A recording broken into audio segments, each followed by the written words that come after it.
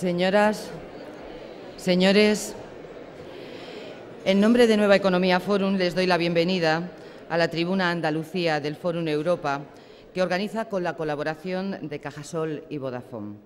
Hoy tenemos la satisfacción de acoger la intervención del consejero de Economía, Innovación y Ciencia de la Junta de Andalucía, don Antonio Ávila, que será presentado por don Francisco Román, presidente ejecutivo de Vodafone España.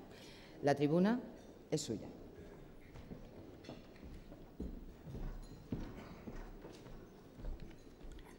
Gracias, Mar. Buenos días a todos. Bueno, como presidente de Vodafone, es para mí un placer ser el que presenta al consejero y estoy seguro de que expreso en nombre de Antonio Pulido y de Cajasol la satisfacción que ambas entidades tenemos por patrocinar el acto. Lo importante aquí es escuchar al consejero, pero yo haré de introducción una breve semblanza con los datos que tengo, que he reunido, y el perfil que yo creo que es conocido y en el que todos estaremos de acuerdo. Para empezar, de formación. Antonio Ávila, consejero, es economista de formación y es además economista formado aquí, en su ciudad, en Málaga.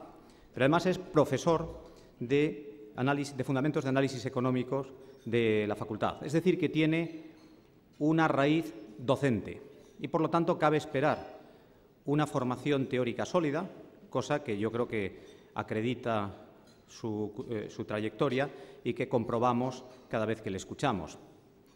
Claro, cuando uno se acerca, y digo esto con todo respeto para todos los que hemos pasado por la universidad o tenemos relación con la universidad, siempre se pregunta si desde el estamento docente se tiene suficiente espíritu práctico. Lo que ocurre es que 15 años o más en la función pública creo que acreditan exactamente eso, espíritu práctico y eficiencia. Si yo recorro su currículum, así rápidamente, yo diría desde unos 6 años como director general de los fondos europeos. No es para todos aquellos, bueno, se me nota en el acento que yo no vivo en Andalucía. Mi familia sí es de aquí, se reparte entre Montilla y Ronda. Entonces, para todos los que queremos Andalucía o venimos por aquí, la transformación en los últimos años de Andalucía ha sido espectacular. La contribución de la utilización de los fondos europeos creo que ha sido una de las bazas y ha sido glosada por mucha gente, incluyendo a la propia Unión Europea. Algo tendrá que ver la persona que fue responsable durante 6 años de este tema, ¿no? Estuvo después como secretario general de Economía. Y yo destacaría, por lo que he visto, por lo que he leído, por lo que hemos visto todos, que mostró que es un hombre de consenso, logrando pues, lo que era la concertación de políticas económicas entre lo que hoy se llama en inglés stakeholders, es decir, los distintos grupos afectados, fueran empresarios, sindicatos, etcétera. Es decir, que a esa virtud de eficiencia suma algo que es una cualidad que es capacidad de consenso. Creo que no me equivoco en la fecha, que hace 2 años, en el 24 de abril, pasó a ser consejero de la Junta, primero consejero de Presidencia, después, en marzo de 2010, pasó a la Consejería de Economía, Ciencia e Innovación, y por el tamaño de la región, por el tamaño de Andalucía, por las competencias de esa consejería, pues esto no diré yo que lo tenga empíricamente demostrado, pero es muy probable que sea la consejería de mayor presupuesto que hay en España y de mayor rango competencial. Es decir, tarea ingente. Por otra parte, si tiene un origen y una formación académica sólida, un espíritu docente, yo me he referido brevemente a un carácter profesional eficiente, de consenso, es decir, de director con ribetes prácticos, pues es notable también su carácter político. Y yo creo que para aquellos que no somos políticos y que no participamos más que como votantes, lectores de periódicos, que tenemos opinión propia que emitimos en nuestras propias tertulias de sobremesa, etcétera, pues admiramos a aquellos que tienen una labor entregada a la política en todos los sentidos. No solo porque ejerzan cargos, sino también porque participan en la construcción de lo que sus partidos están haciendo. Antonio forma parte de la ejecutiva de Jaén, de la ejecutiva andaluza. Creo que es el único que está en la permanente, aunque no tenga una competencia sectorial, es decir, que sin tener una competencia sectorial sí está en la permanente. Y además creo que está en el comité electoral y de estrategia, es decir, que trabajo no le debe faltar. Ya imagino yo que debe ser bastante intenso. Yo decía, yo evocaba, pues como toda mi familia es andaluza y tal. Bueno, Antonio es andaluz, por lo que yo he visto en su currículum, por todos los costados. Es de Alcalá la Real, de Jaén, creo que madre cordobesa, padre granadino, formado aquí, donde tiene su casa, donde no está en general de lunes a viernes porque está en Sevilla y donde me imagino que recala poco o recalará todo lo que pueda porque se pasa la vida saltando y recorriendo un territorio que es enorme, que es vasto, que es todo el territorio andaluz, ¿no? Además de eso, si cito sus aficiones, es conocida su afición al flamenco y sus artes culinarias. Yo esto no lo puedo acreditar, esto lo he oído. Y digo esto por si en alguna ocasión, consejero, pues puedes, con gente menos allegada, puedes marcarte el farol, ¿no? Los que trabajan con él hablan de su carácter templado. Los que no trabajamos con él, pero tenemos algún contacto de vez en cuando o alguna negociación, lo podemos acreditar. A mí me dicen que Gracián está entre sus libros de cabecera. No me extraña. Quiero decir, casa con ese carácter templado que yo personalmente observo y que, como decía, los que están cerca hablan y glosan como un mérito indudable. Porque cuando en tiempos convulsos, con carga de trabajo, con presión de todo tipo, te encuentras a alguien que lidera algo importante y lo hace con templanza, es muy de agradecer. Es muy de agradecer y lo agradecemos todos.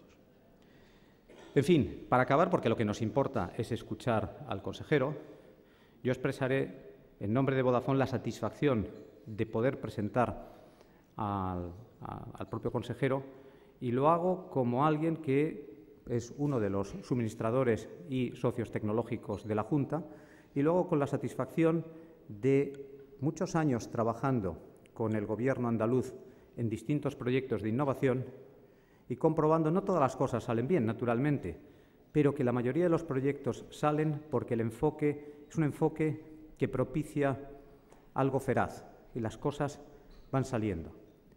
No es ningún secreto, pero quizá no sea tampoco muy conocido, Andalucía hoy es la región europea con mayor penetración de banda ancha. Y esto lo es, lo cual permite, yo creo que ya se entiende cuál es el beneficio inmediato, pero lo cual permite que en cualquier municipio o prácticamente en todos los rincones uno pueda disfrutar de las ventajas de la web y de estar conectado a eso. Es una aspiración de prácticamente todas las regiones europeas. Bueno, pues Andalucía está a la cabeza. Nos sentimos orgullosos de haber participado con la Junta y de estar participando con la Junta en proyectos de este tipo. Pero acabo aquí, le paso la palabra a quien es el invitado de honor de todos nosotros y a quien tenemos el gusto y el honor de presentar. Y acabo con una frase de alguien que también me comentan que es uno de los autores favoritos del consejero. Aquí muy original no es, porque lo es de casi todos nosotros, que es Borges. Yo creo que él nos hablará pues eso, de innovación, de economía, y recordaré eso, no sé si es en Historia Universal de la Infamia o algo así, cuando Borges dice, le tocaron, como a todos los hombres, tiempos difíciles en los que vivir. Estos son tiempos difíciles y por eso todo ese fundamento teórico, esa solidez profesional, esa eficiencia, esos caracteres que distinguen a los líderes como son la templanza, la capacidad de consenso, todas esas cosas que he citado son más importantes que nunca.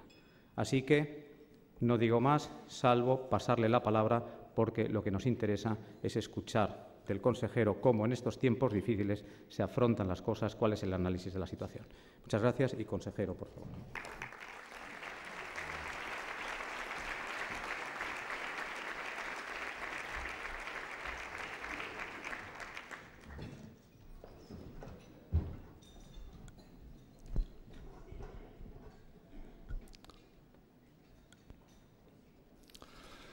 alcalde, presidente de la Diputación, rectora, autoridades académicas y universitarias, presidente del Consejo Consultivo de Andalucía, presidente del Consejo Económico y Social de Andalucía, presidente de la Cámara de Comercio de Málaga, presidente de Cajasol, señor subdelegado del Gobierno de España, presidenta del Consejo Audiovisual de Andalucía, presidente de CEPES Andalucía, vicepresidente de la Confederación de Empresarios de Málaga, diputados y diputadas, autoridades, señores representantes del cuerpo diplomático, compañera del Consejo de Gobierno, consejera de Salud, que es quien realmente tiene el mayor presupuesto en la Junta de Andalucía, señoras y señores, amigos, buenos días a todos y muchas gracias por su asistencia.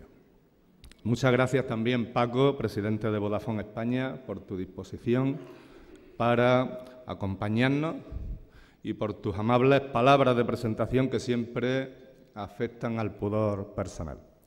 Permítanme que, en primer lugar, felicite a los organizadores y a los patrocinadores de esta tribuna por su tesón en mantener abierto y vivo este foro de debate en torno a la actualidad política, económica y social de Andalucía, una iniciativa que siempre es positiva,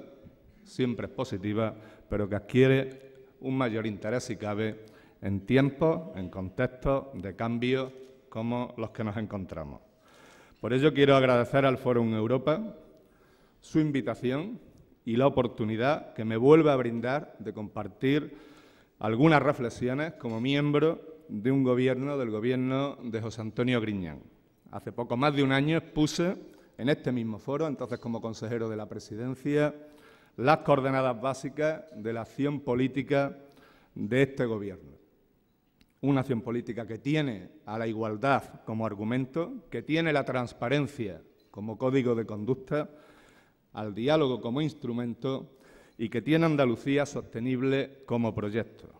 Una estrategia para ganar un futuro que asocie la economía, la innovación y la ciencia, como expresó hace unos meses el presidente Griñán.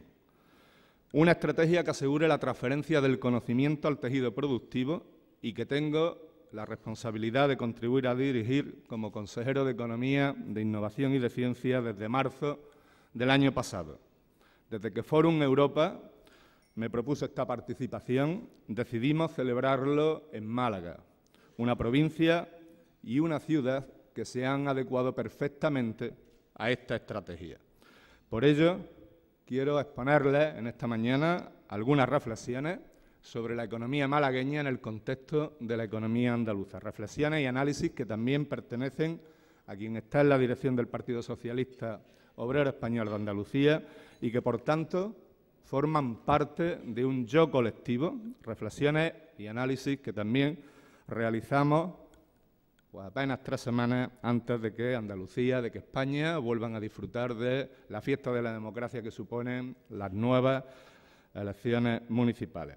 Todos somos conscientes, todos, de que la percepción social sobre la salida de la crisis solo se va a producir cuando se vuelva a crear suficientemente empleo como para absorber tanto el crecimiento demográfico de nuestra potente población activa como el importante volumen de desempleo que se ha generado por la crisis.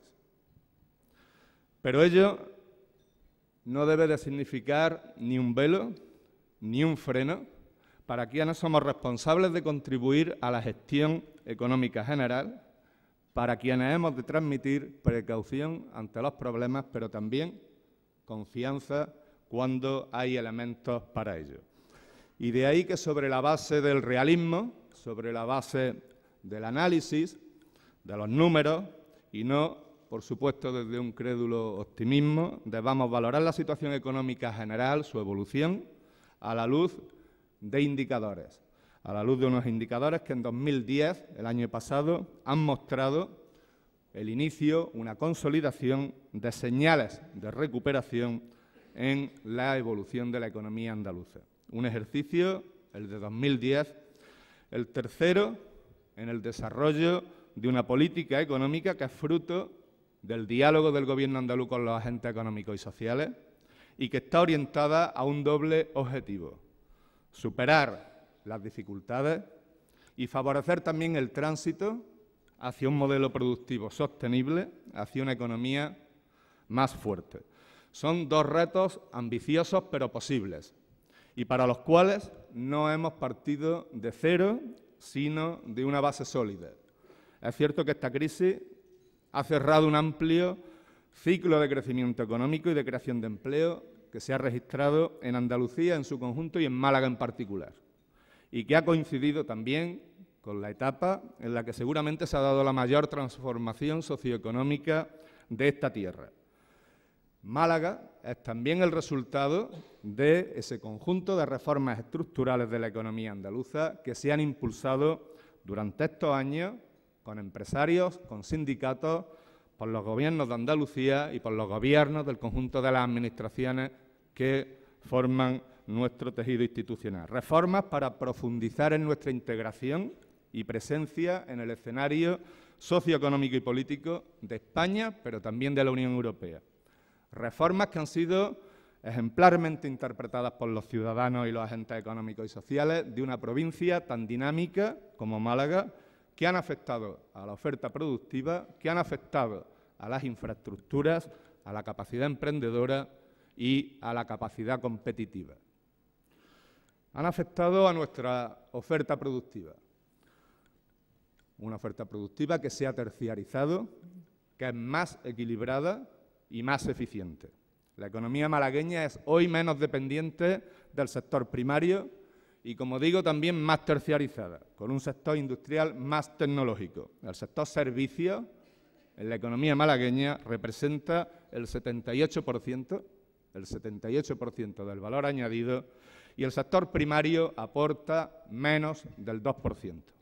Es una estructura productiva plenamente equiparable a la de las economías más desarrolladas del mundo como las anglosajonas y en las que más del 80% del empleo creado en la última década lo ha sido en actividades relacionadas con la informática y las telecomunicaciones, con la educación y los servicios sociales, junto a otras actividades del sector servicios. Actividades relacionadas con la sanidad y con la investigación y el desarrollo. Dos campos en los que, además, la Junta de Andalucía, la Consejería de Salud, ha propiciado su conexión para asegurar la provisión pública de este derecho fundamental, pero hacerlo también desde una posición de vanguardia. También hemos hecho posibles infraestructuras necesarias para situar a Málaga en el liderazgo en materia de comunicaciones que hoy tiene. Si en los últimos 20 años en Andalucía hemos modernizado las infraestructuras económicas, en Málaga esta transformación es aún más perceptible. Málaga es hoy día un paradigma en el concepto de las comunicaciones al servicio del desarrollo económico, algo que hemos hecho, a lo que hemos contribuido desde la Junta de Andalucía y también el Gobierno de España, y que ha propiciado que Málaga cuente con un potente sector empresarial que se ha especializado en la construcción, en la infraestructura, en la obra civil y que ha sabido también salir al exterior.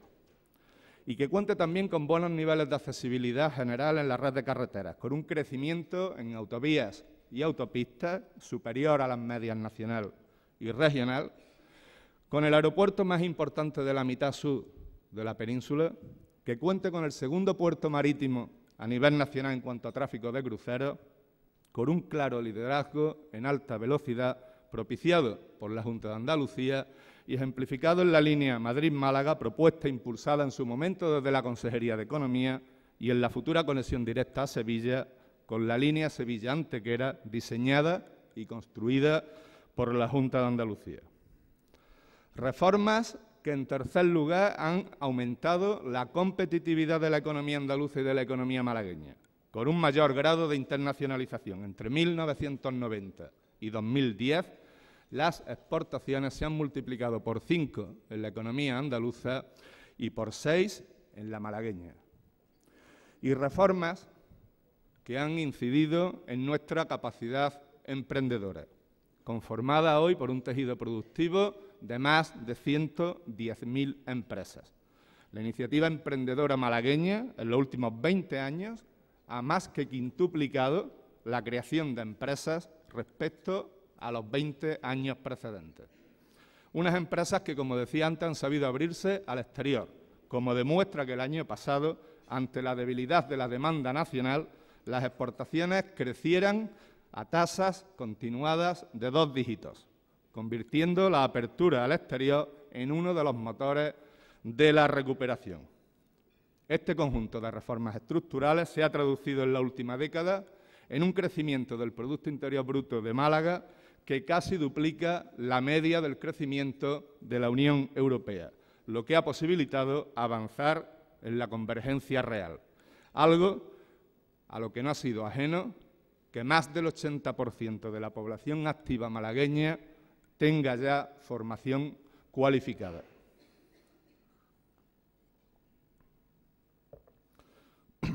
Y he querido detenerme en estos avances porque junto a nuestra integración en el escenario económico mundial constituyen una base sólida. Son parte de nuestra capacidad para afrontar la recuperación económica y son parte también de nuestro potencial para propiciar cambios en nuestro modelo productivo. Es cierto que también hemos de ser conscientes, tener presentes determinados hechos diferenciales de la economía andaluza que durante la crisis se han mostrado como debilidades. Me refiero a la excesiva dependencia del sector residencial, me refiero también a la necesidad de financiación de nuestro rápido crecimiento, que era muy superior al ahorro privado disponible, en una relación de 2:1 en el último año del ciclo expansivo, en 2007. Y ello ha implicado, sin ninguna duda, nuestra exposición a la apelación a la financiación exterior, precisamente en unos momentos, en una crisis que era eso, financiera e internacional. Y me refiero también al fuerte crecimiento de nuestra población activa. Durante el ciclo expansivo, desde el año 1995 a 2007, la ocupación creció en Andalucía un 80%. Se crearon 1.400.000 empleos. Y al mismo tiempo nuestra población activa crecía en 1 millón de personas. De esta forma, Andalucía y Málaga en particular tienen ya una tasa de actividad superior a la media de la Unión Europea y a la de países como Italia o como Francia. Pero es que ello continúa. Desde el inicio de la crisis, la población activa andaluza ha aumentado en más de 130.000 personas. En la zona euro, durante este periodo, la población activa se ha reducido en más de 260.000 personas. Este hecho diferencial de la población activa, que conoceremos también sin duda a lo largo de la mañana con la encuesta de población activa, junto con el ajuste del sector de la construcción, que ha concentrado casi 2/3 de los empleos perdidos en Andalucía durante la crisis, son 2 factores que explican la especial incidencia en nuestro mercado laboral de la crisis y el aumento de 10 puntos porcentuales en la tasa de paro. Un proceso al que en Málaga se ha unido el sector servicios en la destrucción de empleo durante la crisis, debido en buena medida también al deterioro de la demanda externa en estos años.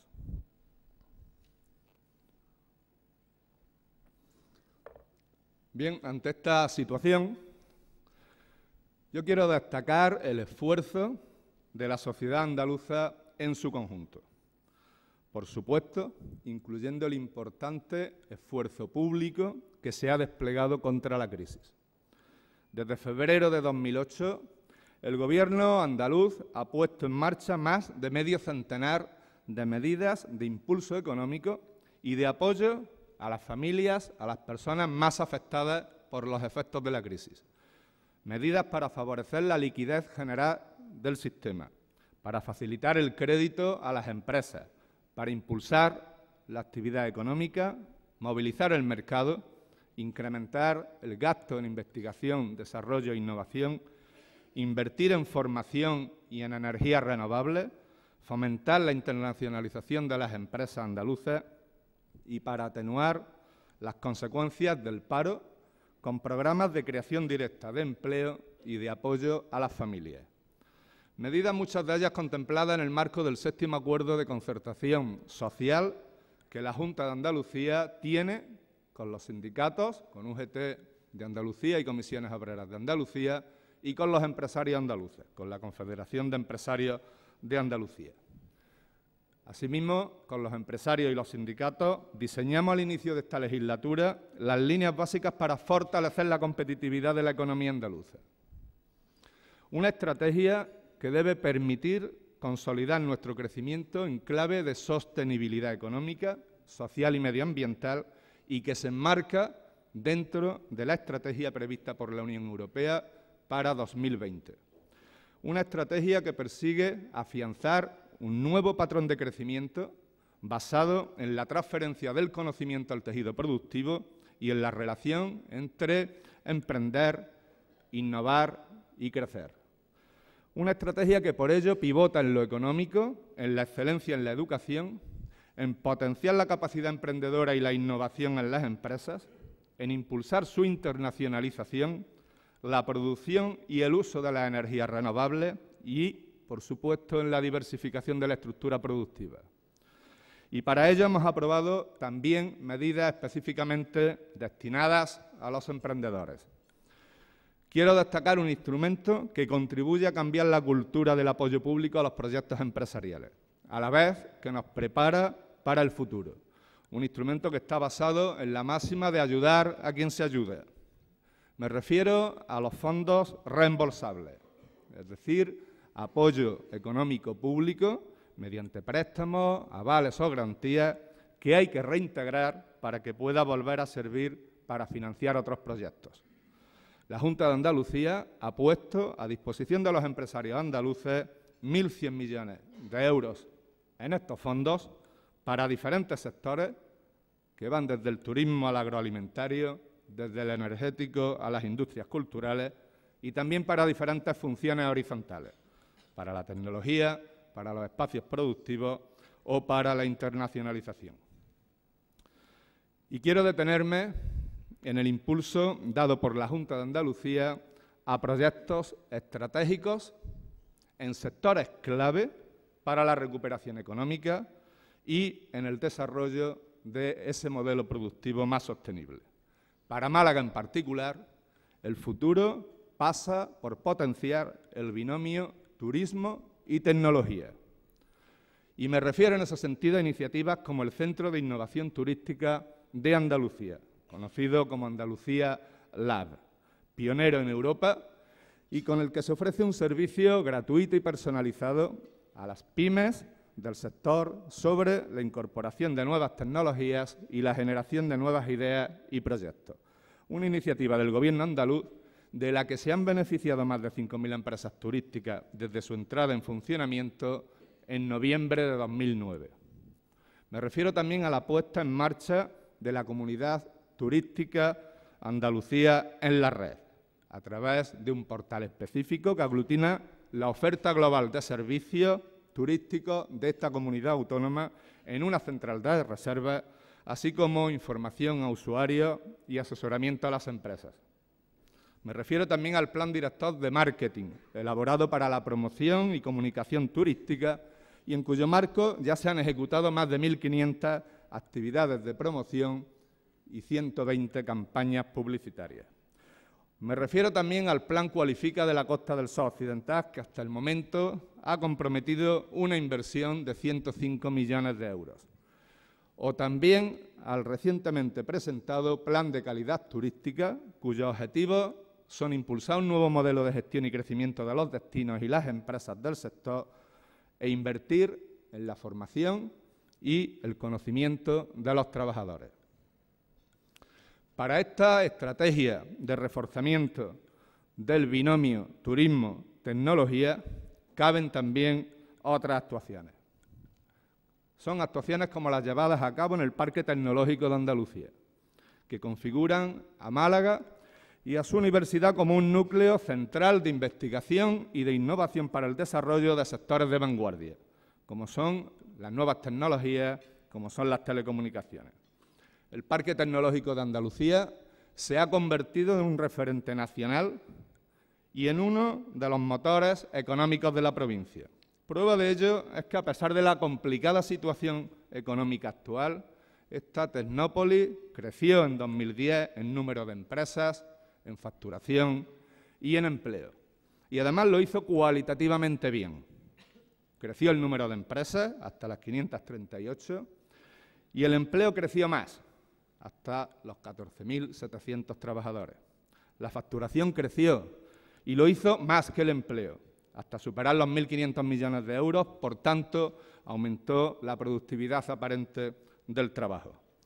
Y sus empresas aseguraron su futuro con más de 100 millones de euros de inversión en gastos de investigación y desarrollo, un crecimiento del 17% sobre el año anterior, sobre 2009, superior al de su facturación.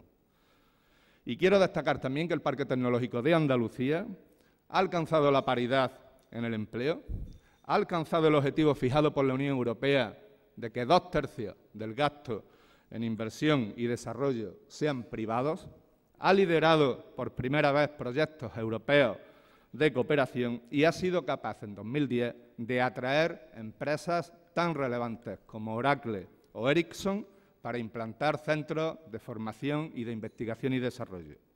Hechos que hablan también de su potencial, un potencial que es garantía de futuro, del que es parte del mismo, de dicha garantía, la primera fase de ampliación que iniciamos en 2010 y que va a permitir que las 186 hectáreas actuales se amplíen en 36 adicionales.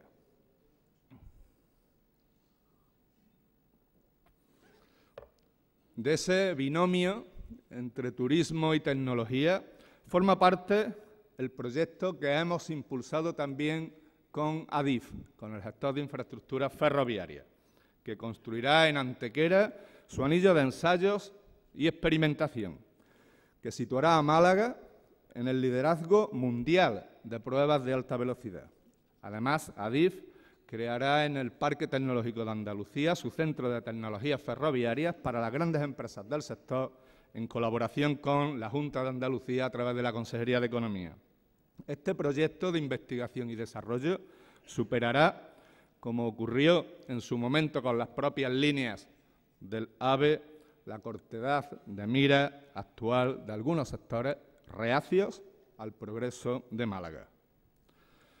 Y el binomio turismo y tecnología tiene un punto de anclaje en el conocimiento. Y me refiero a la Universidad de Málaga. Su fuerte vinculación con el Parque Tecnológico es uno de los ejemplos más claros de la transferencia de conocimiento al tejido productivo, uno de los principales ejes para un desarrollo sostenible. Y en este sentido, y también en clave de futuro, quiero destacar otro hecho ocurrido en 2010 y que supone un nuevo impulso al protagonismo de la Universidad malagueña en el progreso económico y social de la provincia. Me refiero a la colaboración entre la Universidad de Málaga y la Universidad de Sevilla. Me refiero a la configuración del Campus de Excelencia Internacional Andalucía Tech, con el que pretendemos convertirnos en referente internacional en formación, en investigación, en transferencia de ese conocimiento y en innovación en dos áreas de especialización, las tecnologías de la producción y las tecnologías de la información y la comunicación, y en el que también juega un papel básico el turismo. Proyectos y logros como este son los que forman la construcción de Andalucía, la alianza de todos los agentes para trabajar conjuntamente en formación, en investigación, en innovación, para liderar el progreso y la sostenibilidad productiva desde el conocimiento y desde la investigación, es sinónimo de ese futuro, de esa ambición. La cooperación es más inteligente que cualquier otra ancestral confrontación localista, como nos han demostrado estas dos universidades al unir en un solo proyecto al 40% de Andalucía. Y como les decía al principio de mi intervención, durante 2010 empezaron a verse las primeras señales de recuperación. Y digo señales, no es optimismo. Es el realismo que se deriva de los datos y la responsabilidad para interpretar desde la confianza en nuestras posibilidades un año, 2010, en el que las tendencias cambiaron. Un año, 2010, en el que pudimos y debimos hacer lo que hicimos para alcanzar una posición que, insisto, desde el realismo nos debe de llevar a otras posibilidades. Durante 2010 y durante 2011 estamos siendo capaces de observar datos en indicadores, y seguro que ahora, a lo largo de las preguntas que haya en la segunda fase, podremos profundizar en ello, indicadores que han significado cambio de tendencia. Son indicadores que se basan precisamente y que tienen su realidad, su realismo, en esa posibilidad de interpretar de otra manera la realidad en clave de futuro. Me refiero, por ejemplo, a la creación de empleo. En un contexto en el que llevábamos 8 trimestres consecutivos con destrucción de empleo, en el cuarto trimestre del año pasado hubo una ligera creación de empleo. Me refiero también a que el Producto Interior Bruto comenzó en el tercer y cuarto trimestre a registrar tasas de crecimiento positivas, después de muchos trimestres acumulando destrucción también de riqueza. Me refiero a que durante 2010, en su conjunto, se crearon 9.600 empresas en términos netos en Andalucía. Bien, estos resultados se dan, además, en un marco de estabilidad presupuestaria. Nuestra deuda como comunidad autónoma representa el 8% de nuestro Producto Interior Bruto. Es inferior, por tanto, al 12% de media del conjunto de las comunidades autónomas. Resultados, todos ellos de 2010, que con los primeros datos conocidos de 2011 indican la posibilidad de que nos encontremos en una trayectoria. Se ha corroborado el crecimiento de las exportaciones en los 2 primeros meses del año, de la compraventa de viviendas, tanto nuevas como de segunda mano, del índice de producción industrial después de muchos meses de decrecimiento, de la cifra de negocio del sector servicios, del turismo en particular, tanto el número de viajeros alojados en hoteles como en apartamentos, o del crecimiento del número de empresas en términos netos. Y son resultados que también tienen su correlato, su constatación en la economía malagueña, que durante 2010 registró el volumen máximo de exportaciones, que superaron los 1.300 millones de euros, y la creación neta, y digo neta, de 2.734 empresas. Resultados que, como en todo periodo de recuperación, podrán tener altibajos, pero que se sustentan, además, en los recursos autóctonos de esta provincia y de esta ciudad, por su enclave estratégico en el territorio andaluz, por sus condiciones medioambientales y climáticas, por su infraestructura, su dinamismo empresarial. Málaga y su provincia ocupan un lugar protagonista en esa estrategia andaluza de desarrollo sostenible, de creación de un modelo productivo. Resultados que no son ajenos a ese esfuerzo público al que me he referido y que evidencian tanto la necesidad de que el sector privado, desde la confianza en nuestro futuro, tome el relevo, como también la necesidad de que se mantenga el ritmo de consolidación fiscal al que, por cierto, estamos contribuyendo de manera global las comunidades autónomas, pese a que no tenemos la capacidad de obtener ingresos de forma flexible y sí la rigidez de prestar servicios fundamentales como la educación y como la sanidad.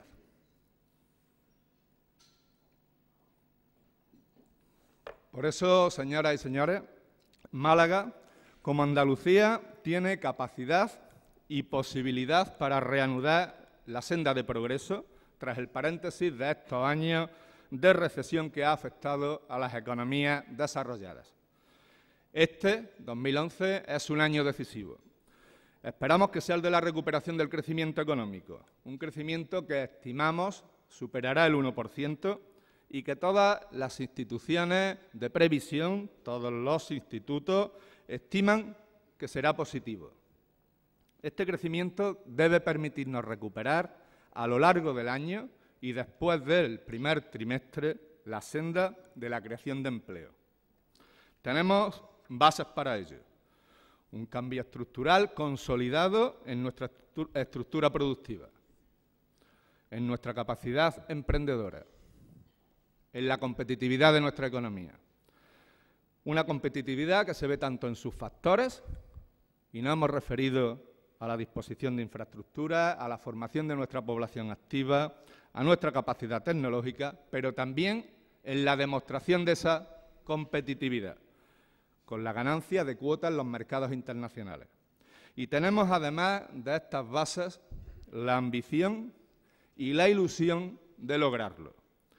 En Málaga se está articulando todo ello en torno a sectores que nos son propios y en torno a ese binomio al que me he referido del turismo y la tecnología. Un cambio basado en la responsabilidad de todos, un cambio coherente y sin estridencias, anclado en principios y anclado en la historia, pero que se preocupa, por supuesto, de la gestión de lo cotidiano. Tal vez por eso resulte demasiado sutil para determinados sectores de la política andaluza. Estoy seguro de que no para ustedes, a los que quiero agradecer de antemano su participación a través de su presencia y a través de las preguntas que aportarán matices enriquecedores al proyecto que venimos impulsando en Málaga y en Andalucía. Muchas gracias.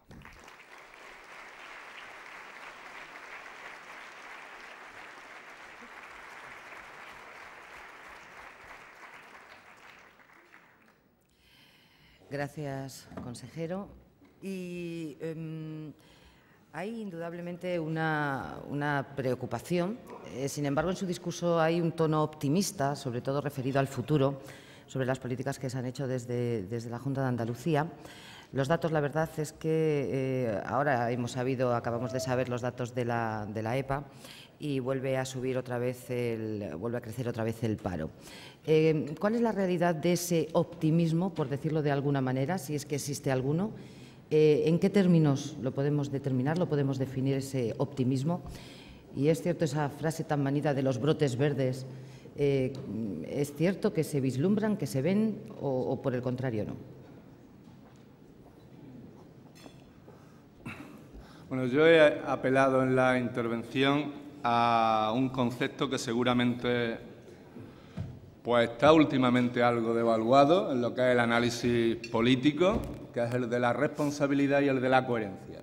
Por tanto, yo quiero alejar cualquier visión, y lo he dicho expresamente, del mero optimismo por parte de un responsable político de la gestión económica en unos momentos difíciles.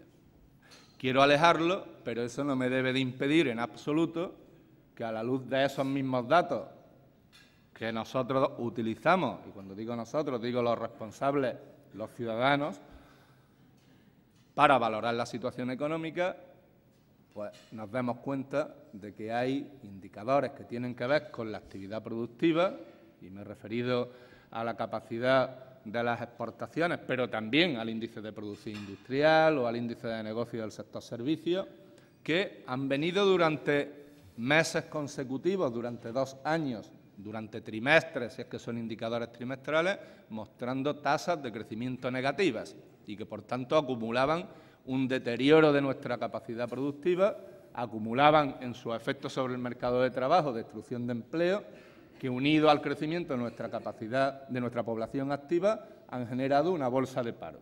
Bien, hay indicadores de ese tipo que objetivamente están cambiando de tendencia. Llámense brotes verdes o llámense como se quieran, pero yo creo que desde la responsabilidad en el análisis, desde la coherencia, hay que saber que, independientemente de que toda la destrucción de empleo está ahí y pesa, y lo he dicho desde el principio, la percepción social no va a cambiar hasta que esa bolsa se vea afectada, pero no es menos cierto que hay indicadores que están modificándose. Y yo animo a graficar, a pintar, a dibujar la evolución de esos indicadores y se verá cómo muestran en muchos casos, tendencias positivas. ¿Significa eso que la recuperación, y yo a la hora de apelar a esa coherencia apelo también a la utilización adecuada de los tiempos verbales? ¿Se ha producido la recuperación? No, evidentemente. ¿Estamos en la recuperación? No lo sabemos, pero sí sabemos que hay señales en el sentido de que las economías no se están comportando de manera análoga como lo hacían en 2009 y como lo hacían en 2008. Y, de hecho, hay algunas economías occidentales que ya están creciendo de manera sostenible y a dígitos pues ya asumibles o a niveles asumibles y respetables y que además van a tirar de nuestra demanda. Es que hay muchas preguntas referidas a las entidades bancarias. Vamos a entrar enseguida en ello, por supuesto. María Jesús Saiz, de Canal Sur Televisión, pregunta, hace hincapié en el tema de que el paro vuelve a crecer en Andalucía, según la última encuesta del EPA, y pregunta si se plantea cambios el Gobierno andaluz en su política económica y qué valoración hace de esa nueva crecida de datos del paro, según la encuesta de población activa. Bueno, los gobiernos democráticos tienen la transparencia entre sus virtudes. Todos sabemos con anterioridad, a finales de año, cuál es el calendario de publicación de las estadísticas y todos sabíamos que esta mañana, lo sabemos desde diciembre del año pasado, pues se iba a producir en términos de información relevante para el seguimiento de la economía una producción estadística tan significativa como es la encuesta de población activa, la EPA del primer trimestre. Si no estoy equivocado, habrá salido en el entorno de las 9, que es la hora en la que el INE suele trasladar esta información y hacerla pública, y en torno a las 9 hemos comenzado, con lo cual yo no he tenido la oportunidad, y haciendo apelación a esa coherencia, no quiero tampoco hacer ningún análisis fuera de lugar.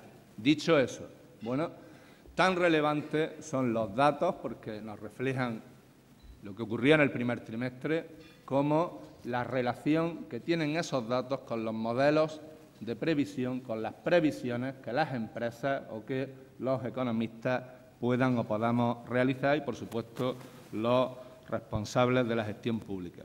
Bien, en ese sentido, pues todos hemos sido conocedores en los últimos días de que la previsión que estaba en el ambiente era que el dato de la encuesta de población activa pues no iba a ser positivo. Desde esa perspectiva de que no iba a ser positivo, pues entiendo, y por eso me hace la pregunta en segundo lugar, que el dato habrá confirmado, y así observo en las caras de algunos colaboradores míos, habrá corroborado una previsión que teníamos. Bueno, yo les animo, y no tengo ninguna duda en esta apreciación, a que cuando lo veamos más tranquilamente hagamos una reflexión. En primer lugar, el dato se adecua a lo que aproximadamente se preveía, eso es importante, eso es muy importante, que los responsables públicos sepamos con anterioridad por dónde van los tiros, porque nuestras decisiones que tienen un impacto posterior se adecuan en el tiempo a ese devenir de la economía, que lamentablemente no tenemos la oportunidad de conocer como los médicos en el tiempo, pero sobre todo les animo a observar cuál es la composición, la explicación de ese comportamiento que haya tenido hoy la encuesta de población activa en Andalucía en un dato al que he hecho referencia, y es el del crecimiento de la población activa. Debe de valorarse por parte de los andaluces que en la comunidad autónoma, en 2 años de crisis económica, donde cualquier valoración a priori que se haga es la de decir, cuidado, si hay crisis económica y destrucción de empleo, es normal que no haya población activa que busque trabajo, es normal, en principio, que el personal se retenga de cara a la decisión de incorporarse al mercado de trabajo para encontrar empleo, precisamente porque se está destruyendo empleo, y sin embargo, en esos 2 años largos de crisis económica dura, en Andalucía ha crecido la población activa, como he dicho, en 130.000 personas. Eso significa que en esos 2 años de crisis económica, donde se ha destruido tejido productivo en toda Europa, donde se ha destruido empleo en toda Europa, donde ha decrecido el Producto Interior Bruto en toda Europa, aquí en Andalucía, solamente para absorber el crecimiento demográfico de nuestro mercado de trabajo, necesitaríamos haber creado 130.000 empleos. Esa es la dimensión del fenómeno. Bueno, hoy, en el primer trimestre de 2011, si las previsiones, insisto en ello, no han cambiado, habrá vuelto a aumentar la población activa. Y en ese sentido es en el que hay que valorar. Yo le doy los datos de la EPA porque lo de las nuevas tecnologías, la banda ancha, en fin, estas cosas, me he puesto un poco a buscar. Sí, lo puedo también hacer, pero... Claro, pero bueno, no es menester, estando dando una conferencia, lógicamente, una exposición. El paro aumentó en Andalucía en 60.200 personas durante el primer trimestre del 2011, lo que supone un aumento del 5,34% en relación con el trimestre anterior. Se sitúa el total de desempleados en 1.187.600. ¿Tienen ustedes una cifra tope, por decirlo de alguna manera? Ya sabe, esas cifras míticas que todos tenemos pavor, a las que todos tenemos pavor, que eran en algunos casos a nivel nacional 4 millones de parados. No sé, ¿tienen alguna cifra aquí en Andalucía a la que ustedes realmente la tengan como tope, teman realmente, cifra de número de parados? Mire, para alguien que está en la política y en la responsabilidad económica, un parado es un problema personal y económico también. Entonces, no es cuestión de fijarse una cifra o de fijarse otra. Mientras que usted hacía la pregunta, he tenido la oportunidad a través del móvil pues, de conocer algo que me puede permitir hacer una doble valoración. En primer lugar, el 60% del crecimiento del paro al que usted ha hecho referencia tiene una motivación en el sector agrario. Eso es algo que no ha ocurrido con anterioridad de manera tradicional, desde 1977, que es como conocemos los datos de la encuesta de población activa, a pesar de sus correcciones. Y en relación a Málaga, sí hay un dato importante, y es que en términos de destrucción de empleo, se ha centrado específicamente en el ámbito del sector de la construcción el grueso del efecto. Sin considerar el sector de la construcción desde el lado de la oferta, el resto de sectores habría contribuido a la creación de 1.300 empleos. Bueno, es algo que tenemos también que valorar en términos de los análisis. No es lo mismo que todos los sectores destruyan empleo a que sigan concentrándose en algunos de ellos. Decía que las preguntas sobre materia financiera pues han llegado a esta mesa bastantes. Hoy, por cierto, entra en vigor la nueva ley de cajas. Hay 3 meses de adaptación. Precisamente es una ley que tiene bastantes críticas y que quizá a lo mejor no hemos podido abordar, pues por esas prisas que llevamos en los medios de comunicación, la inmediatez, etcétera, etcétera, no hemos podido abordar en profundidad. Por ejemplo, las críticas, entre otras muchas cosas, que si no ha habido una falta de consulta previa con los sindicatos, por ejemplo, incluso una falta de visión política y que no hay una suficiente despolitización de las cajas. ¿Qué podría comentar a este respecto, a este tenor, sobre estas críticas? Son varios temas, pero resumido en uno que es el relevante. Y el relevante en estos momentos es el reforzamiento del sector financiero en Andalucía y en España. Y cuando digo en España es que ello nos da también credibilidad en los mercados internacionales, no solo para las entidades financieras, también para el sector público. Saben ustedes, muy brevemente, que era necesario hacer una adaptación de la ley de cajas de la comunidad autónoma. Una adaptación derivada de una modificación que precisamente para adaptar el sector financiero a los cambios que se están produciendo a nivel internacional realizó el Gobierno de España a través de un decreto ley. Bien, en Andalucía se ha hecho esa adaptación que era obligada por la norma estatal a través también de un decreto ley. Un decreto ley implica la urgente y la necesaria urgencia en poder aplicarlo. Eso se ha hecho por una razón muy sencilla, y es que la ley daba 6 meses para poder realizarlo y lo que son los trámites parlamentarios desde el inicio de un proyecto de ley, pues no aseguran que los 6 meses se cumplan. Dicho eso, todo proceso de elaboración, por tanto, de una norma requiere unos consensos. Al menos así lo requiere para el Gobierno andaluz. Y esos consensos fundamentalmente se tienen que establecer con el sector. Y ahí es donde yo quiero ver esas críticas. que por cierto no las he visto. En segundo lugar, se tienen que hacer con los interlocutores. Bien, los interlocutores, en este caso los sindicatos y también la Confederación de Empresarios de Andalucía, conocieron con anterioridad, conocieron cuál iba a ser el contenido.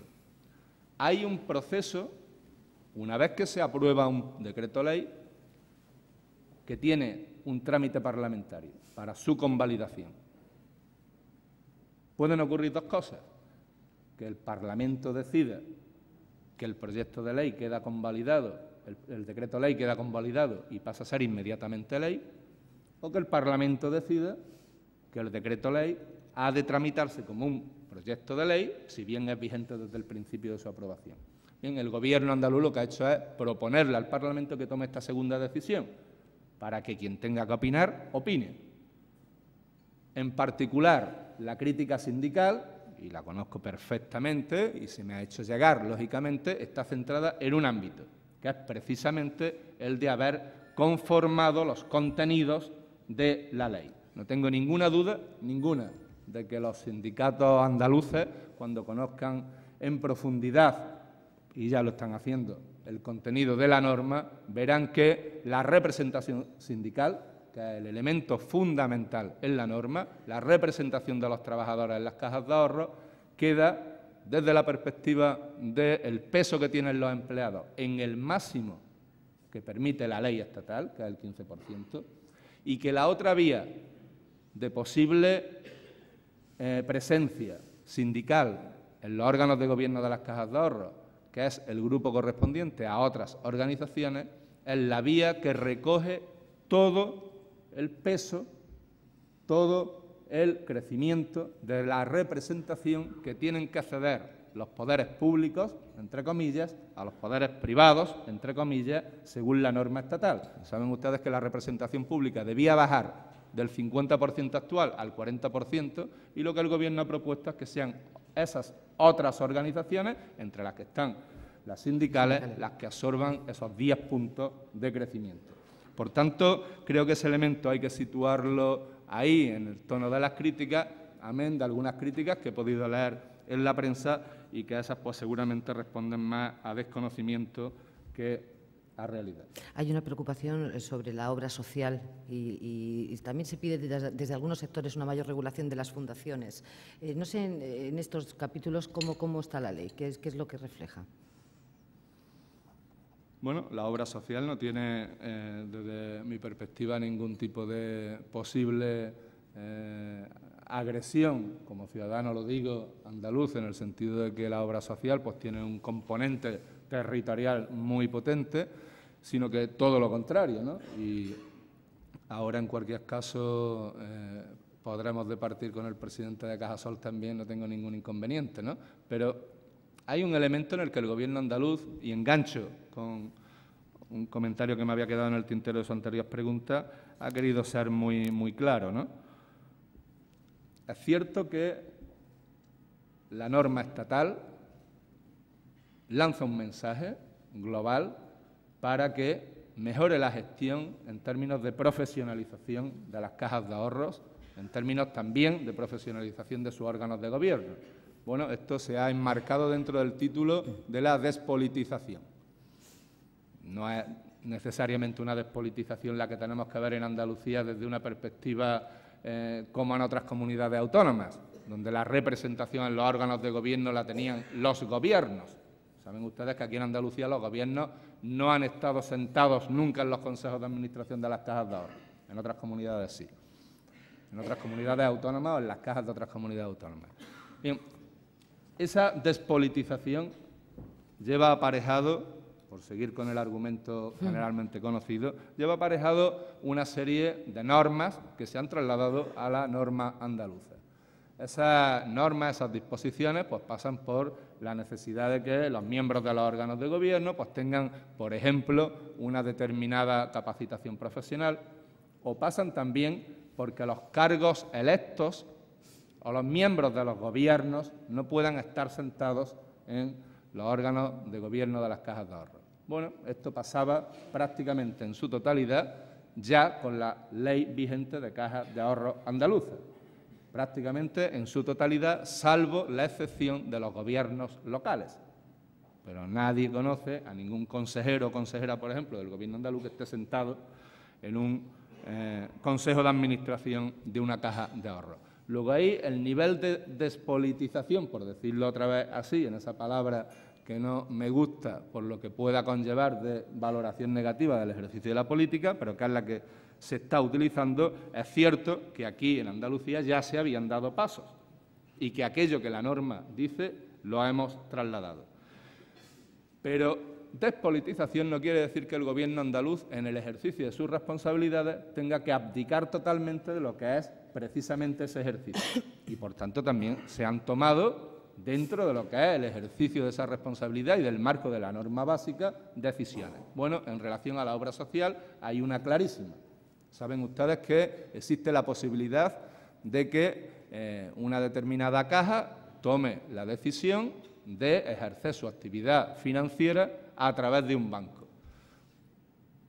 Para el caso de las cajas conocidas o que se suelen calificar como foráneas, es decir, aquellas cajas de ahorros que no tienen su origen en el territorio andaluz, se ha blindado la necesidad de que la obra social siga realizándose en función de un parámetro de referencia, cuál es el volumen de recursos, la proporción de recursos que capten en el territorio andaluz. Entonces, la obra social pues queda gestionada de una manera también, no nos engañemos, ya todas, digo similar porque ya el grueso de las cajas de ahorro habían adoptado a las fundaciones precisamente como un elemento para la gestión de esa obra social y en el caso, insisto, de las cajas de ahorro foráneas, pues quedan asegurados, y así lo pretende la norma, el proyecto o el decreto ley que ha aprobado el Gobierno, que era asegurado su mantenimiento en Andalucía. Izquierda Unida, bueno, son las 10:15, nos quedan aproximadamente 10 minutos. Izquierda Unida va a proponer la creación de una caja pública con la participación de Junta, Diputación, Ayuntamientos y municipios, porque también se habla de lo que es la participación municipal. ¿Es viable esta idea ya o la tenemos que abandonar porque desapareció tras los últimos movimientos financieros que ha habido en nuestra comunidad? Bueno, ahí no es el tiempo verbal, sino la persona que se utiliza. No la tenemos que abandonar, la tendrá que abandonar Izquierda Unida, ¿no? No, me refiero, sí, no estoy hablando de Izquierda Unida, me refiero al proyecto de la caja, de esa caja. Más allá de la broma, el hecho de pensar en una banca pública en este momento, aparte de tener una relación directa con el ámbito anterior, que es el ámbito de valoración de esa profesionalización de los órganos de gestión, esa vinculación de las cajas de ahorro con el conjunto del sector financiero en unos momentos complicados, pues tan complicados como para que resulte difícil pensar que un nuevo proyecto puede ser especialmente útil en el corto plazo. Pero más allá de eso, yo creo que hay un elemento de referencia que nos debe hacer a todos pensar, y es que no porque una banca o una caja de ahorros sea totalmente pública, va a tener ya capacidad de captación de recursos para que esos recursos vayan al tejido productivo. Porque no nos engañemos, ese es el problema fundamental que tenemos en estos momentos. Entonces, insisto, no porque una caja de ahorros o un banco sea público 100%, inmediatamente vamos a tener recursos con los que transferir al sector productivo. Y lo que debemos de hacer es tomar decisiones sensatas de capitalización de las cajas, de integración de las cajas, de transmisión de mensajes claros, rotundos, inequívocos a los mercados internacionales, que es donde están los recursos financieros, para poder atraerlos y llevarlos, porque las cajas de ahorro son un instrumento, llevarlos al sector productivo, llevarlos al tejido económico.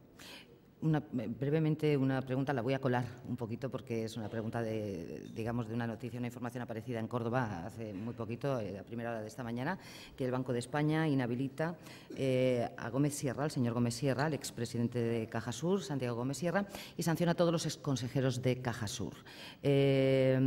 Multa además con 180.000 euros para el expresidente por 4 infracciones, etcétera, etcétera, etcétera. Es la resolución de un expediente abierto, un expediente sancionador abierto hace tiempo, tiempo. No sé si ha seguido muy de cerca esta cuestión y qué le parecen estas sanciones del Banco de España. ¿Ha habido un atenuante para aquellas personas, consejeros en este caso, que votaron a favor de la fusión con Unicaja? Bueno, lo he seguido tan de cerca como que soy el consejero de Economía, ¿no? No lo he podido seguir tan de cerca porque parece que es otra noticia que ha salido durante la intervención, con lo cual, pues, se somete uno a la presión lógica del momento. Sí lo he seguido y aquí a mí me caben dos reflexiones. A bote pronto y con la prudencia que hay que tener, máxima en este ámbito, pero hay una que es, además, yo creo que compartida en Málaga y que hace referencia pues, a una decisión que se toma en un momento muy negativo por el resultado de esa decisión por parte del Consejo de Administración de la antigua entidad de Caja Sur de no aceptar una vía que se le había propuesto por el Banco de España para realizar su integración con otra entidad financiera, como era Unicaja. Fue una decisión que tomó un Consejo de Administración, si mal no recuerdo, por 11 votos sobre 20, y donde, por tanto, la parte de la responsabilidad que tenían unas personas, unos miembros del Consejo, no era la misma que la que tenían otras. Me alegro por lo que me dice que eso haya sido por parte del Banco de España pues expresamente considerado. Y respecto a la otra cuestión, cual me dice que es la inhabilitación del presidente de Caja Sur, pues, o el expresidente, el presidente entonces de Caja Sur, pues me va a permitir que con mi silencio diga y transmita a todos los presentes lo que supone respecto a una inhabilitación que ya en la práctica pues yo creo que estaba en la mente de todos. Domi del Postigo, de la cadena SER, en Andalucía, Benu Raswani, de Flamatel Sport, Sociedad Limitada, Miguel Pérez Cazorla, de la Federación Solidaridad Sí, hablan de un asunto en común, que es, hablan de las empresas, la mayoría creadas son pymes, demasiadas han tenido que rehipotecar al negociar con las entidades financieras sus líneas de crédito, el grifo sigue cerrado. En fin, ¿qué ayudas hay para, por ejemplo, los exportadores? Se preguntan, ¿hay problemas de financiación, de devolución de IVA por parte de Hacienda que tarda demasiado tiempo? En definitiva, también dicen que la crisis la pagan los que menos tendrían y que las entidades bancarias realmente, a su criterio, que son los verdaderos culpables, no están, digamos, pues acometiendo la parte que tienen que acometer, ¿no?, de responsabilidad que les toca.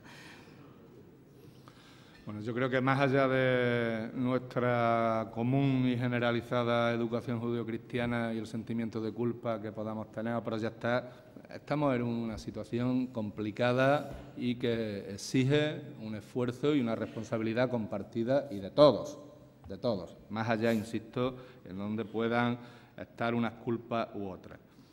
Yo he dicho al principio de la intervención y en ese hilo argumental que he querido hacer desde el pasado al presente que ciertamente cuando un gobierno se enfrenta a una situación tan complicada como la que se ha enfrentado este gobierno y los gobiernos occidentales en general en términos económicos, puede tomar varias decisiones y varias vías.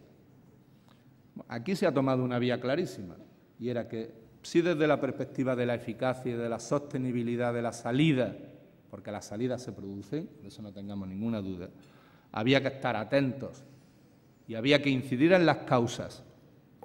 Y así se ha hecho, y no voy a insistir ahora en las líneas que he comentado.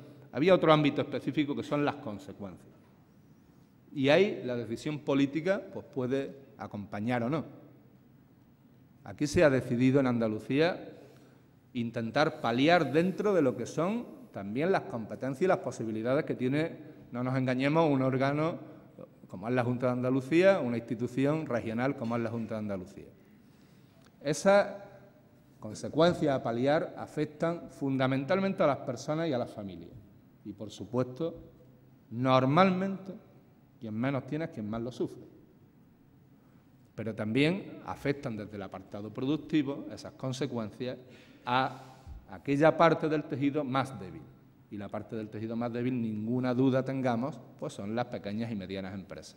Y por eso y ahí sí voy a referir, permítanme, un par de casos de los que he dicho desde la tribuna, ahí sí se han tomado decisiones, insisto, dentro de las posibilidades que se tienen, no nos engañemos, pero se han tomado decisiones como son los fondos de carácter reintegrable.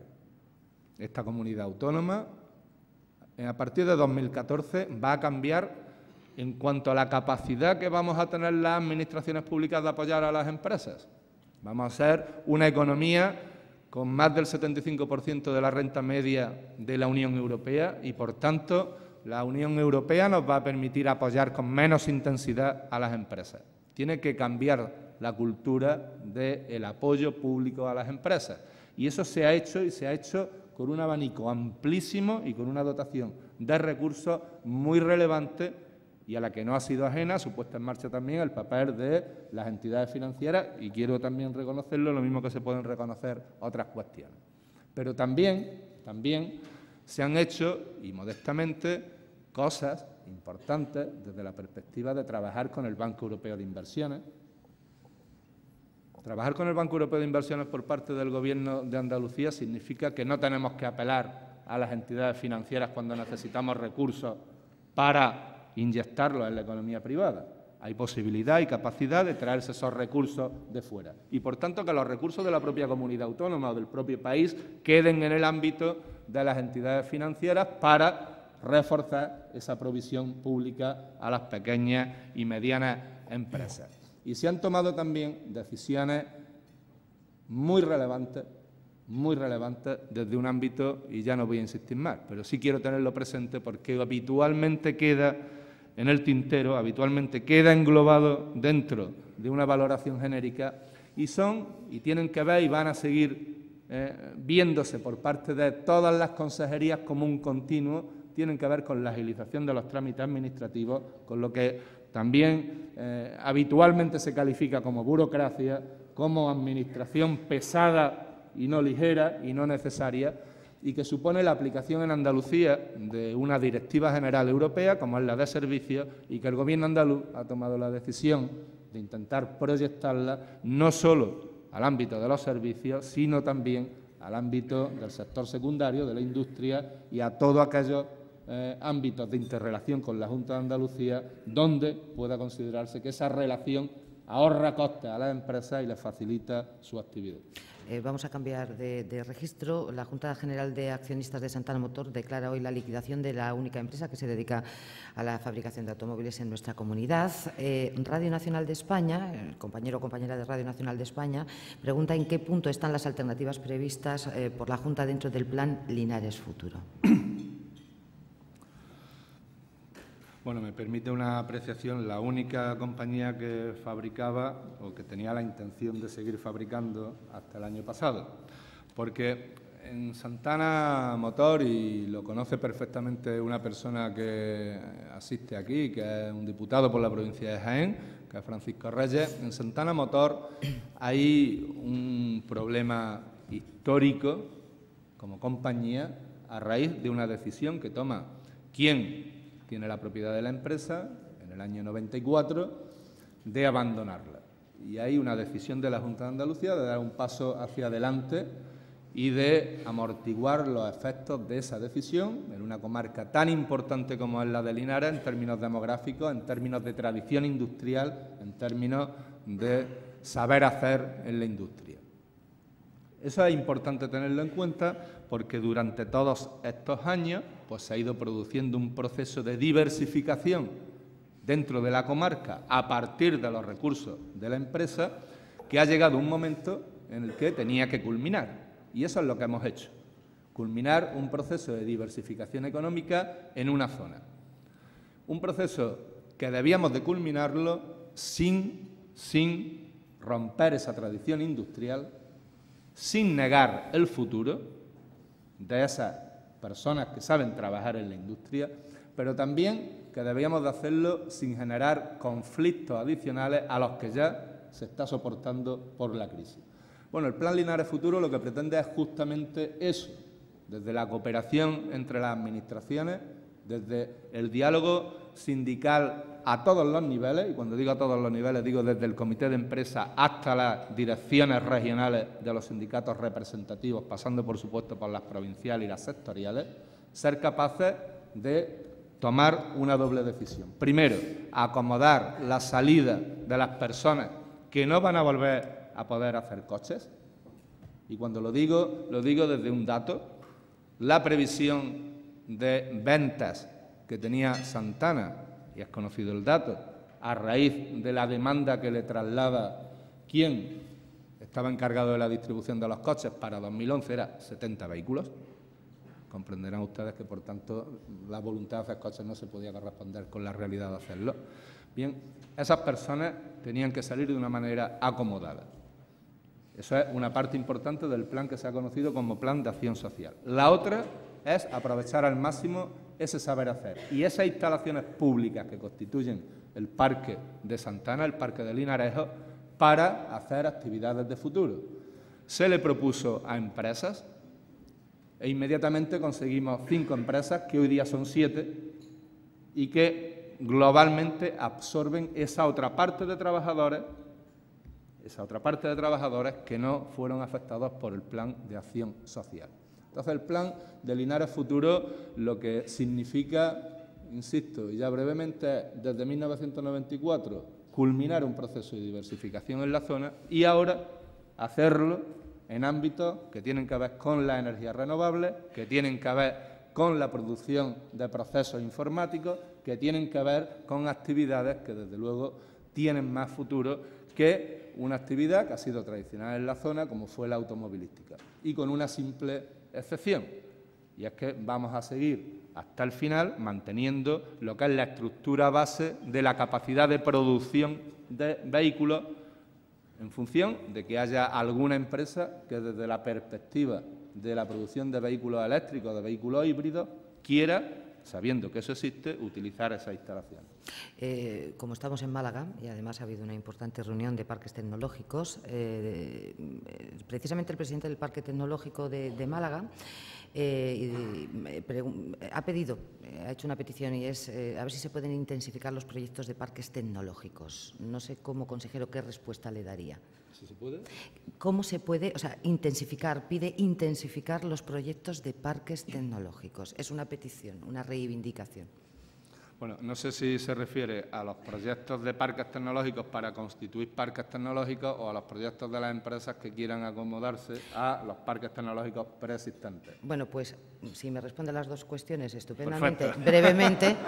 brevemente, y yo añado también una cuestión más a añadir, y es la siguiente: ¿qué tal está la colaboración público-privada? Porque es también un aspecto muy importante en el que está basando la economía, precisamente la gestión económica de la Junta. Esa colaboración público-privada, no sé cómo está en estos momentos en Andalucía. Y todo muy brevemente, porque tenemos 1 minuto y medio. Y el señor Román, quiero disculparle porque es que tiene que coger el AVE, que se va. Así que, en fin, gracias. Consejero. Sí, gracias, Francisco Román, al presidente de Vodafone España.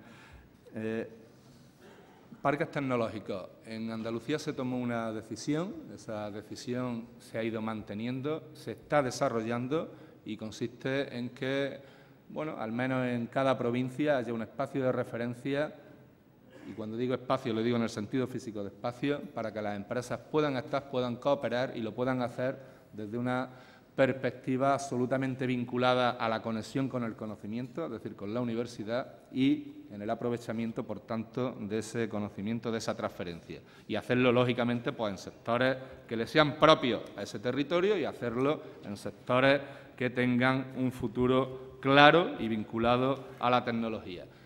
Eso se ha venido haciendo, como saben ustedes, de manera específica en Málaga a través del Parque Tecnológico de Andalucía, al que me he referido extensamente. Se ha hecho en Sevilla con Cartuja, se está haciendo en Almería con el Parque Científico-Técnico conocido como PITA.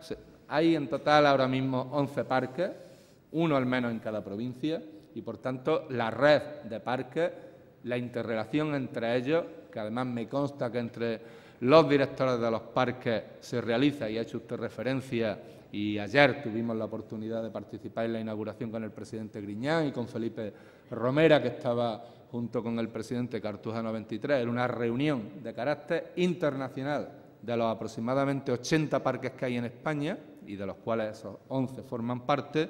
Y bueno, yo creo que lo que tenemos es que precisamente valorizar, como se dice ahora, esa infraestructura y aprovecharla en este momento de recuperación económica para esas actividades y con esas funciones.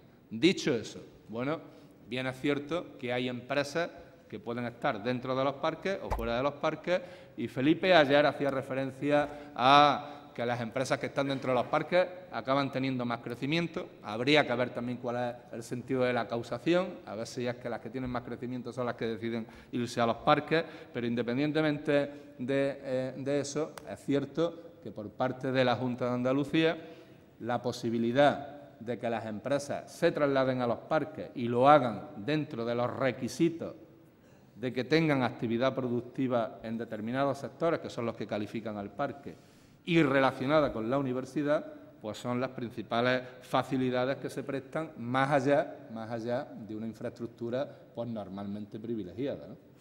Y en 30 segundos, la colaboración público-privada. ¿Las empresas están respondiendo, no? Yo he hecho referencia a que es fundamental que el sector privado tome el relevo. Dentro de ese relevo que tiene que tomar el sector privado, la colaboración con lo público es absolutamente necesaria, es una vía. Hay dentro de los presupuestos de la Junta de Andalucía, se contempla una línea de colaboración con el sector privado en la generación de actividad. Esa línea tiene en diferentes vías de actuación pues un desarrollo que, al menos en lo que conozco como miembro del Gobierno, en las consejerías afectadas, pues es positiva. Me estoy refiriendo en ese sentido a lo que pueda ser la utilización de la infraestructura pública por parte del sector privado financiándola. Hay otra parte que es para mí la relevante en los 10 segundos que me quedan, que no quiero dejar de decir, y es que esa colaboración público-privada tiene que trascender específicamente esos proyectos. La colaboración público-privada, en unos momentos en los que la economía andaluza y española está en una situación difícil, pero con posibilidades de recuperación, es la base.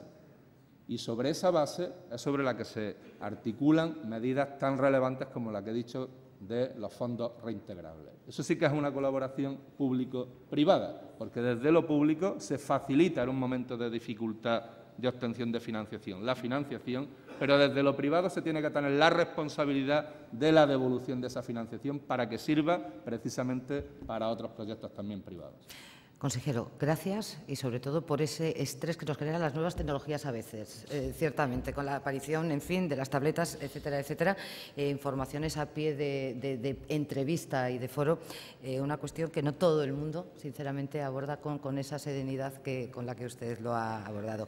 Gracias y don Antonio Pulido, presidente de Cajasol, es quien clausura hoy este acto, así que adelante. Pues buenos días a todos, muchas gracias a todos en nombre de los patrocinadores por acudir a una nueva convocatoria de esta tribuna independiente que hoy nos ha dejado las reflexiones del consejero de Economía. Agradecemos, por tanto, en primer lugar, la intervención de don Antonio Ávila, del consejero de Economía, y su visión sobre las potencialidades de nuestra tierra, de Málaga, para remontar esta crisis, unas esperanzas que sin duda compartimos. Es necesario foros de reflexión, es necesario foros de debate como este, que nos ayuden a diagnosticar y también a construir un futuro mucho mejor para todos. Es una época de cambios y es una época de transformaciones, como bien el consejero ha señalado. Creo que el sistema financiero español está haciendo los deberes que le corresponden en este sentido, y en el caso de las cajas de ahorro he de decirle que hemos sido, o así lo creemos, hemos sido valientes.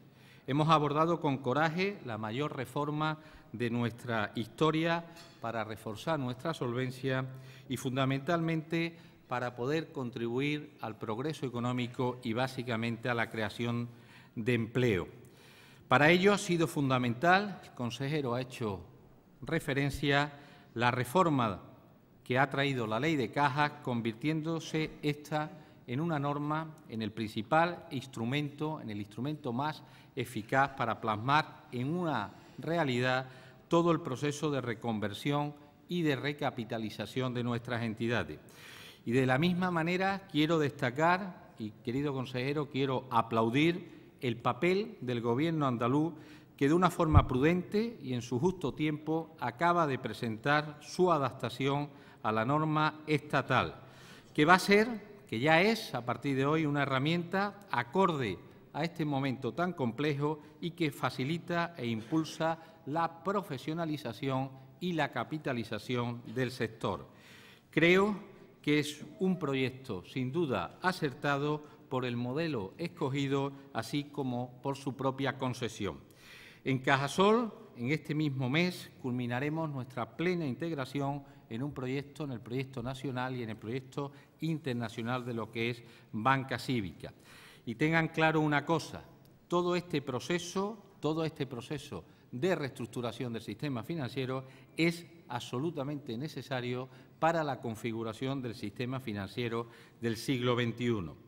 La mejor prueba de que la contribución de Cajasol al desarrollo local y regional se verá reforzado es precisamente el particular modelo de negocio de banca cívica, un modelo de negocio que prima el apoyo a proyectos sociales, hecho que ha salido hoy de referencia también aquí en las preguntas, y en donde los clientes deciden activamente. Y una vocación, quiero resaltar ello, una vocación claramente de apoyo territorial, de apoyo a nuestras grandes empresas, a nuestras pymes y, en general, a nuestros clientes. Para terminar, quiero aprovechar de nuevo la presencia del consejero de Economía para volver a agradecerle el apoyo de la Junta.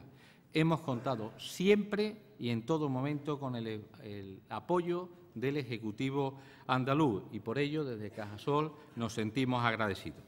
Cajasol es ahora más grande y más fuerte, pero también Andalucía y su sistema financiero andaluz salen beneficiados de este proceso. Cuentan desde hoy en su territorio con un banco líder y somos ya un centro de decisión de una de las principales entidades resultantes de la reestructuración del sistema financiero español.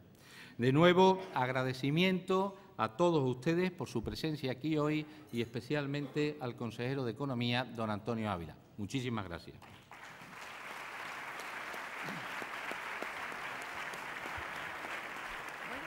Bien, ¿no?